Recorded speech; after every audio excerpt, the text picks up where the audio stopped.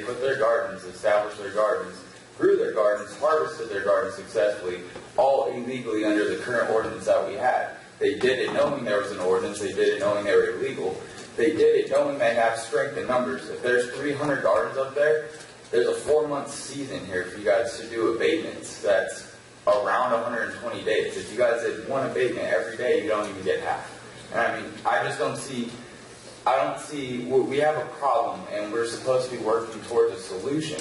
I don't see a moratorium working towards a solution. What it does, it essentially says, hey, because I'm a law-abiding local. I did not have a garden last year because it was not up to county ordinance, right? I'm a law-abiding local just like a lot of other growers here that are not going to have gardens because you guys are going to pass a moratorium. But these guys that you guys are trying to deal with don't care. They've proven that for the last 2 summers and they're going to do so anyways. So it's just my question is, what is it going to accomplish? It doesn't seem that it's accomplishing anything. Well, and I appreciate your comments, and I think we often see that laws keep honest people honest in a lot of cases, and we certainly saw that in this instance, I think, where many law-abiding citizens complied either initially or after being identified as being out of compliance. Quite frankly, we plan on deploying whatever resources we can muster to abate whatever nuisances that we can. I agree with you, there's a lot more out there than the resources we have. However, I am hopeful that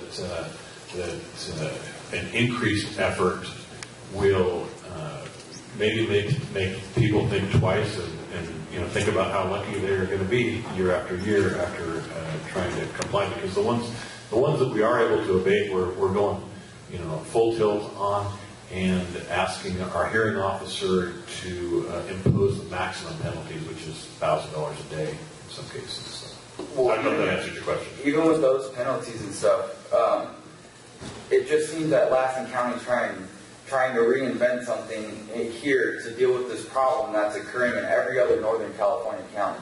The same thing you guys are doing now has been tried by many, many, many other counties, different enforcement actions, and it is a well-known thing that they have not got the upper hand on it. They have not solved the problem. They have not even come close to fixing the problem. I mean, Tehama County and Butte County is by far bigger than here, and they're doing 20 abatements a week, and they're saying, hey, we're not even getting near an upper hand on it. Pretty much my point is... And if I could just stop you there, you're quite right. There's been an invasion. This is not unique at all in Lassen County. There's been an invasion of these road grows throughout northern and northeastern California. And most, if not all, of those counties are experimenting, if you will, with methods of trying to gain compliance, of which we are one. And we're all learning from each other, and nobody's found the silver bullet yet. It was brought to my attention by my good friend Ron. There's a county registration program for medical cannabis right now. It's for medical cannabis patients and for medical cannabis cultivation if you're going to cultivate your own medical cannabis. The state of California requires all California counties to implement a voluntary medical cannabis registration program. Lassen County currently has this registration program in place and operating. This state-recognized program can be utilized relatively quickly for registering commercial cannabis production or just cannabis production. Utilizing this program to register commercial cannabis cultivation activity will bring money to the county through the fees that can be charged for medical cannabis cultivation. This registration program will at least start helping the current issue in Lassen County, which is the majority of cannabis that is being cultivated here is being grown by is being grown on illegal gardens by people from out of the area. These problems can be addressed by making application requirements unattainable for non-established local residents. The registration application can require proof of a continuously established Lassen County residence on or prior to January 1st, 2015. California requires sufficient proof of continuous California residency starting on or before January 1st, 2015 to engage in commercial cannabis activity. The state of California also requires that any person engaging in commercial cannabis activity must have the appropriate filings with the Secretary of State and the Board of Equalization. For a commercial cultivation application, the applicant must provide a SOS number to obtain permission from the state and the county to engage in commercial cannabis activity. Passage of a moratorium does not lead us towards a solution. It leaves county government and locals in the same position we were in last year. Utilizing a registration program that intakes money for the county, screens applicants for these certain requirements, will allow Lassen County to start making progress towards getting an upper hand on the current issues that face Lassen County government and locals. That's about what I have to say.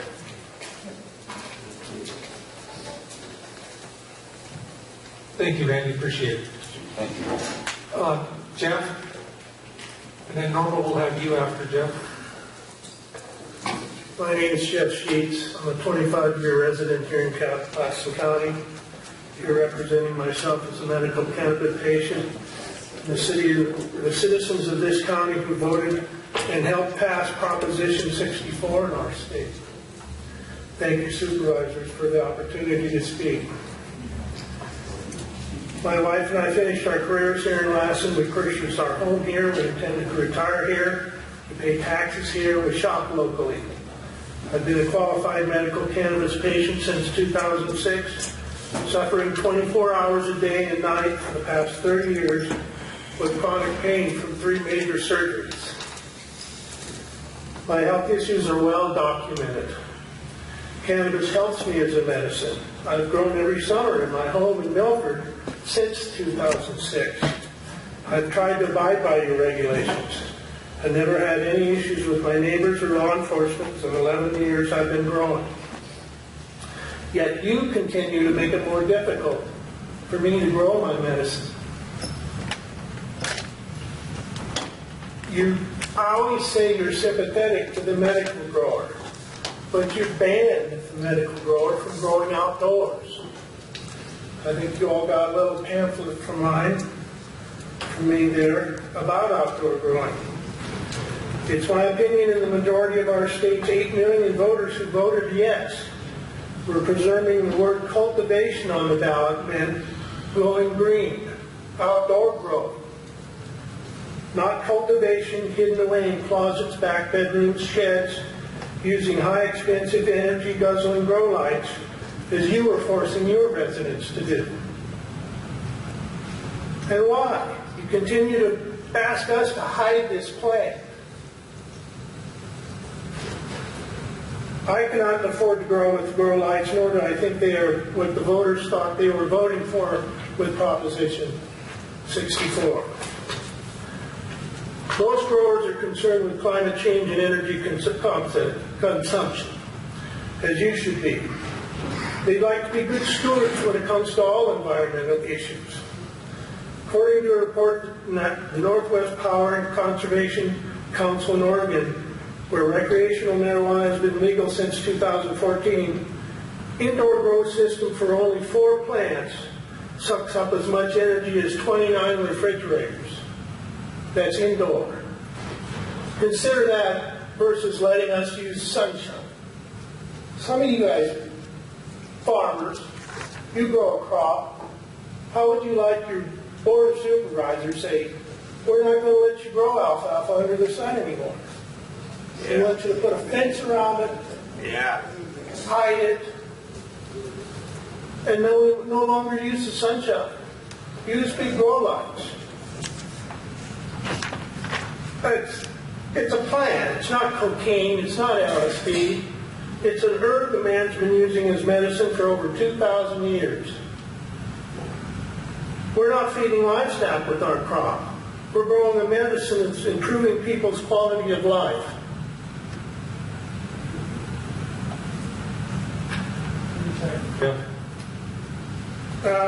I reduced my opioid intake by 20% with the help of cannabis.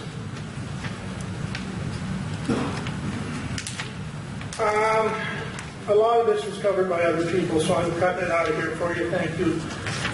Now there's an answer to your problems right in front of us. Some of it may not comprehend it all yet, but it's here and it's law.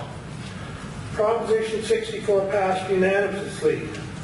It is projected in the net and local tax revenues could eventually range from high hundreds of millions to over $1 billion annually. Proposition 64 allows for cultivation, personal cultivation, medical cultivation, and sales. The monies the county can receive from it are huge. And I'm going to cut out some more stuff here, but let me emphasize one more important paragraph in this proposition. And I quote, "Local governments may restrict or completely prohibit any type of business license under the Act. It is also true under MRSA. However, local governments stand to lose grant funding under Section 34019 if they prohibit retail sales or cultivation, including outdoor personal use cultivation." In other words, go back to the Stone Ages, continue to ban with this new law legalizes. That's time. Pretend we are not part of this state and lose all the funding the state is offering us. Funding that could help you guys with your law enforcement problems. Thank you, Jeff. Okay. We're trying to keep this on track. There's a bunch of people who need to speak today. Norma? And then after Norma, we'll ask Dennis Hines. Members of the board, my name is Norma Sheets, and I'll make this really short. The one thing Jeff didn't say, and I know you've heard plenty of talks about medical cannabis, and the one thing that I wanted to point out is that when he started this medical problems that he had back in 1996, we went to the doctors, we did everything that you would normally do. What they prescribed were opiates, were narcotics, hydrocodone, Oxycontin, Percocet, you name it. They gave him all of the pills to help him with his pain. Then came all the surgeries and everything else. And the only thing that he found that helped him was in 2006 trying cannabis for his pain and just for his outlook on life and to help him get over this just terrible affliction that he had. So I just wanted you to know that we did try the way of the doctors. Then we turned to something else to help him to deal with his pain. And I just hope that you will consider letting us continue to grow our medical cannabis in outdoor settings. And it's the only way we can afford to do it. We can't afford the big lights. We can't afford the electricity bills. And we need some medicine. Thank you for your time.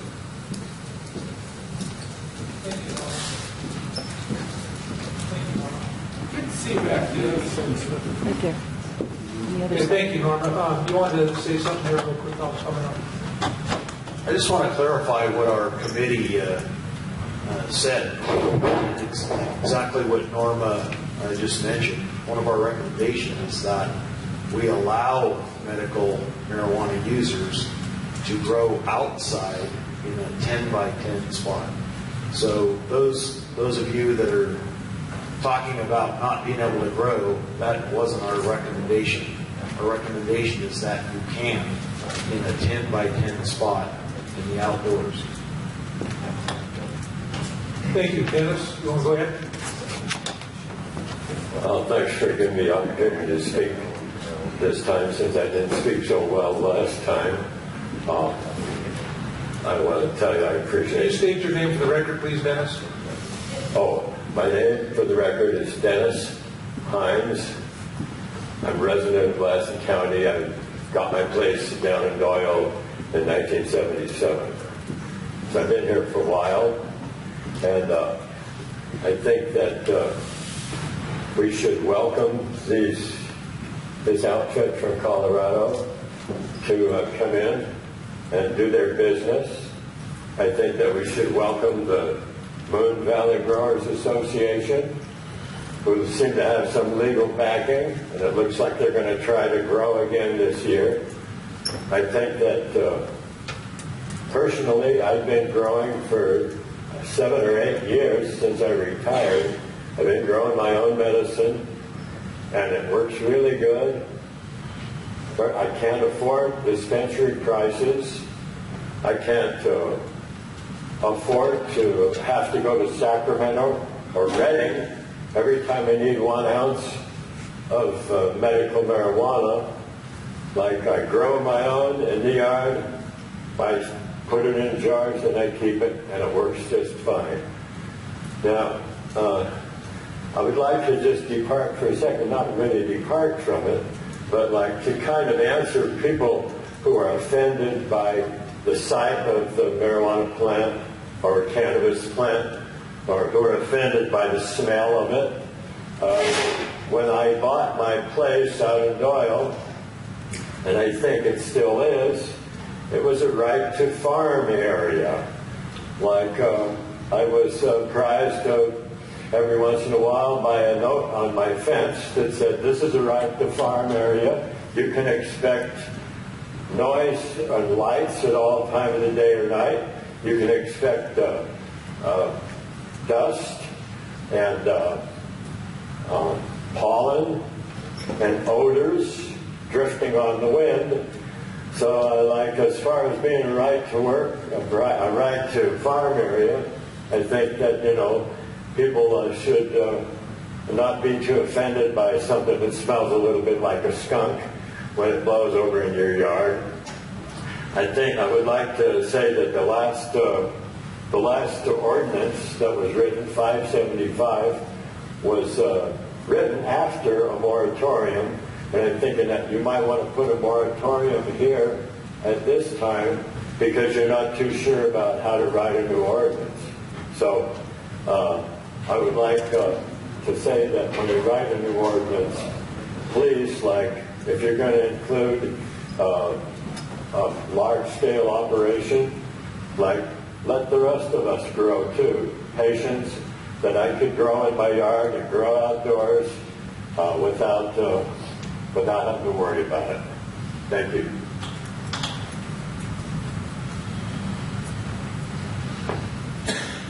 Thank you, Dennis. Next, I guess we have Lou, and then after Lou, we're going to have CJ. My name's Louis Oring, and yes, I'm a resident of Lassen County and have been quite a while. And I just want to thank the ad hoc committee because they dealt with an extremely difficult problem, and I think that they're right on the right track. And as far as large-scale commercial growing in Lassen County, you guys picked the wrong county. You should have picked Plumas County.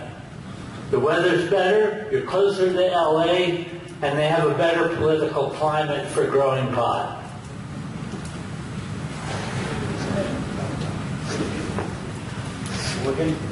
Thank you, Lou. CJ? Then after CJ, we'll have Joseph Turner. Thank you. My name is CJ Johnson. I live in unincorporated Lansing County down by Doyle, California. First of all, just a quick couple statements, and then I have a quick question. First of all, you mentioned a 10 by 10 space for outdoor grow. I would like to see any man or woman in here grow a 10 by 10 space for their vegetables for a year in a 4-month growing season. Anyone can grow their own vegetables in a 10 by 10 space to supply themselves for a full season through this winter. I personally have experienced this winter for the first time. I am now a 1-year resident of this county. I love it to death, but I will guarantee you that I cannot grow enough vegetables to supply my family in a 10-foot 10 space. Now, you're looking at me strange because I'm comparing vegetables to cannabis. And I call it cannabis because marijuana is a criminal word, and it should be called cannabis for us medical people. If you want to call it marijuana for somebody else out there that might be growing illegally or so forth, you can do that, but it is called cannabis, so I'd appreciate it as a patient that you refer to it as that. Second of all, 2.5 ounces to an average patient every week to every 2 weeks in this state is average. There is no one that can grow 2.5 ounces, which is 8.2 pounds, for a year's time in the 4-month growing season in a 10 foot by 10 foot space. That is impossible. Okay? That needs to be looked at. And I will say that. Even if it's a 20 by 20 space or a 20 by 10 space, it would give you more of an average to be able to grow a supply that gentlemen like Dennis and others in the room cannot afford to pay the dispensary prices that we would have to pay after 3.5 months. For the rest of the year, that's a total of almost 8 months that we would have to go to the dispensaries and to supply our cannabis that we would need to the state average of how much you're allowed. And that's just on the state average. Most of us use actually more than that. Me personally, that I juice my raw cannabis, I actually use a lot more. Okay? Second of all, I wanted to have a question to these gentlemen over here. I remember Denver back when it started. I travel a lot. I work in entertainment. I also work with different various people that we probably both know. But when you guys first started out there, the pound price of cannabis to medical centers was about $2,300 to $2,500, give or take, maybe even higher. But because of the size of your grows, today we're looking at half of that price, if not that. Your grows coming into the county, into the state, I will want you to be honest and open as you say that you are with the people. We will actually lower the value of the cannabis in our states. Now, for many of us that can only grow in a 10 foot space, that will help out. But it is true that when one comes in, more will come in, and more will come in, and it will lower the overall price and cost and the value of it. The $15 per hour. CJ, that's time. That's time. Okay, well, the $15 an hour that they would meet, that our county to the minimum wage in Denver and the price, if you start fluctuating on that, it's going to disrupt the business model. I just wanted you to know that because of what you said. But thank you very much. Thank you, CJ. Joseph Turner, and then after Joseph, we'll have Iona again. Hi everybody, I'm Joseph Turner. I live in Milford, California, and for a lot of people know me, but not everybody does. I'm a disabled combat veteran, and I've been taking opioids for years for chronic pain. I hate it. I freaking hate them. That's what the VA gives me, that will authorize for me to have. I'm sick of it. That's what the Army will authorize me to have. I'm sick of it. And one thing to note, the Supremacy Clause is being completely misapplied and misunderstood. The federal government regulates alcohol sales interstate not because of the Supremacy Clause, it's because of the 21st Amendment. There is zero enumerated power for the federal government to regulate any intoxicant outside of alcohol in the Constitution within the states. So I just want to make that's clear, because California, there's a reason states are passing these laws. It's because they have the sovereign authority to pass these laws. So if there's a fear of the Supremacy Clause, it's completely misplaced because there's precedent from the 18th to 21st Amendment. And moving on, Prohibition creates criminal enterprise. We've seen it. We saw it during Prohibition from the 18th Amendment. We see it going on in the county. Confining everything to a 10 by 10 area, it's going to facilitate more criminal enterprise. We don't have the infrastructure or the law enforcement capacity to enforce that kind of prohibition. One thing which CJ was mentioning, bringing in commercial activity to lower the costs, that also drives commercial enterprise out of business because it disrupts their competition. Prohibition allows for monopolies, it allows criminal enterprises to take place, and it allows for extortion through the criminal enterprise, among all the other various criminal activities such as human trafficking, other forms of drug trafficking, violence that go along with criminal enterprise supporting it. And I heard it asked a couple times, why Lassen County? And I want to know, why not Lassen County? I consider wanting to come here and invest millions of dollars in our county a godsend. We are not economically diverse. We have 3 prisons and a depot. We are primarily federally funded with some agricultural mixed in and some retail shopping. We are not economically diverse. We need diversity. We need more jobs. We need good paying jobs. That's going to encourage more economic activity the county revenue will naturally increase due to the production of jobs. 30 seconds? Okay. And I just wanted to also ask, as a kind, as far as ultimate transparency, the facility would be accessible to the sheriff's department at any time for inspections and other county personnel. You're not going to get that from the illegal growers and where they're going to be hiding. They're going to be hiding and causing all sorts of problems anyways. And I'd also like to ask one other quick thing. If Kind would be interested in expand, as part of the future operations, if they want to expand into hemp production as far as other forms of manufacturing for clothing, plastics, other things as well. That could be useful. And we're just trying to stick to what we know. Thank you, Joseph, appreciate it. Iona? And then after Iona, we will have Ron Edwards. Thank you very much. My name is Iona McCain. I live off of Belfast Road in the Litchfield area where Willow Creek comes across the bridge. I've noticed quite a bit of activity out there. We're kind of like in no man's land because we're surrounded by BLM. And I'm concerned about the community being safe where I'm at. And I think if the company that's here is Klein, if they would offer some kind of financial assistance to our county if they want to be here, that they help provide it. Thank you. Thank you, Iona. Ron? Thank you. After Ron, we'll have Felix Flores.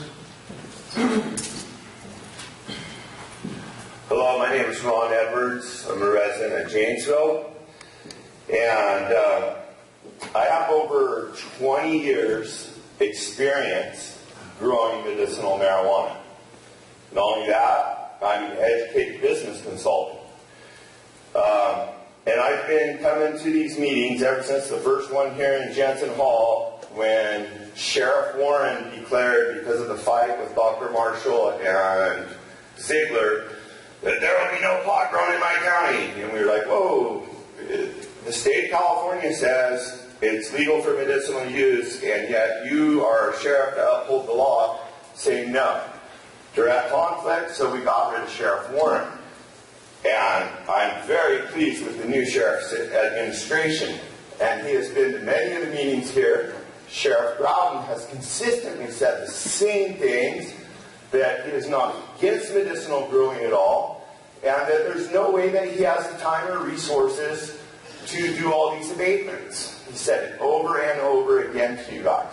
Okay? I've also come here and made myself available to you. I am available. I have the knowledge of the reality of what's going on the ground floor, in the underworld, in the medicinal world. And yet, the last time when we were at Memorial Hall and I got up to speak, I was rudely told to shut up and pushed away from the mic. Okay? I am not trying to fight you guys. I'm trying to help you. Okay? I'm available. I'm here. I have the information, and what I'm seeing is you guys are beating a dead horse. I know that the board has changed several times since Sheriff Warren 15 years ago, or however long ago that was. Many board members have changed. People have changed positions. DAs become different lawyers and new DAs and all that kind of stuff. But I really feel that you guys have reached out and tried to educate yourself a little bit, and I don't know where you're getting your information from, off the internet clips or whatever. You know, like when I asked, when the first ordinance that said no dispensaries, if you read the original text of the Compassionate Use Act, it never mentions the word dispensary. It says collective or co-op, which a co-op or a collective has a clubhouse, and that's where we share nurseries, where one guy can breed clones, as they were talking about, if other guys can buy those clones to grow outside or in their greenhouse, exchange seeds, exchange ideas, exchange edibles and things like that, different medications, tinctures, all that kind of stuff. So, you know, the county kind of blew it on that one because they said no dispensaries, and there was never a such thing as a dispensary, but now it's commonly called a dispensary. But you won't allow us to have a club, so reiterating what this other gentleman said about having to drive to the valley 300 miles to go get medicine is ridiculous. You've got to let us have a club. We've been working together, we've formed